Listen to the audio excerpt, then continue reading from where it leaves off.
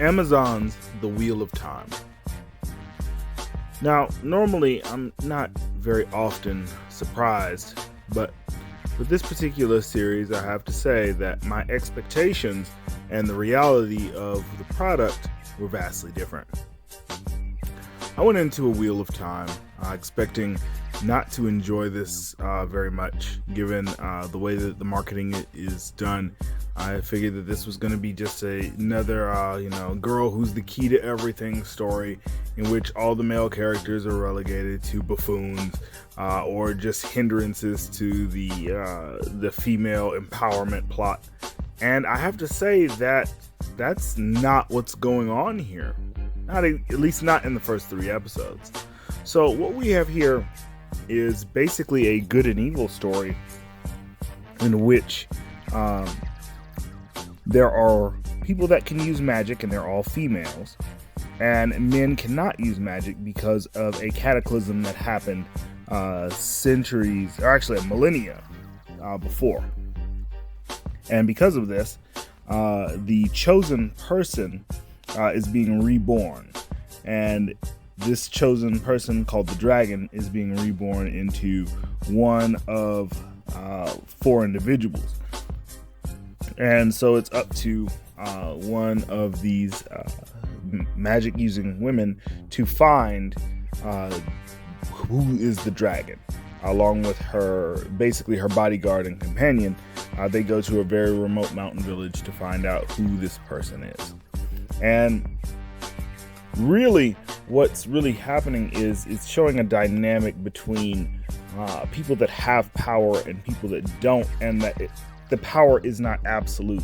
So the story really speaks to a dynamic, not just between classes, but also between men and women. And it just it's actually a really interesting watch. The special effects are done exceptionally well. You can tell that Sony put money behind this. And the performances were done quite well. Rosamund Pike, I usually don't like her, not because she's not a good actress, but because when I saw her in Gone Girl, she was such a good actress that I really loathed her character in that movie. And she's doing a great job in this as well. She's actually a pretty likable character. The cast does a pretty good job, mostly unknowns, but they do a really good job as far as moving the plot along. The fight scenes are done in a believable way, even though this is high fantasy. The fight scenes are visceral, and you can definitely feel that there's weight behind every swing of an axe or pull of a bowstring or what have you.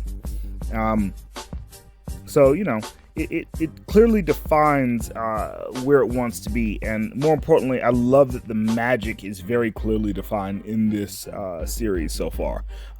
There are rules. It's not just like a person that does magic can just do anything. No, there are definitely rules, and there are defined power structures within the world, and there are different factions within the world. So the story is definitely complex, and it definitely doesn't hold your hand. It comes out of the gate with its lore really on its sleeve. And so I can really appreciate that, just from a perspective of seeing a lot of properties, especially that come from books, really dumbing themselves down in order to be adapted to the television audience. And so far, Wheel of Time doesn't seem to be doing that.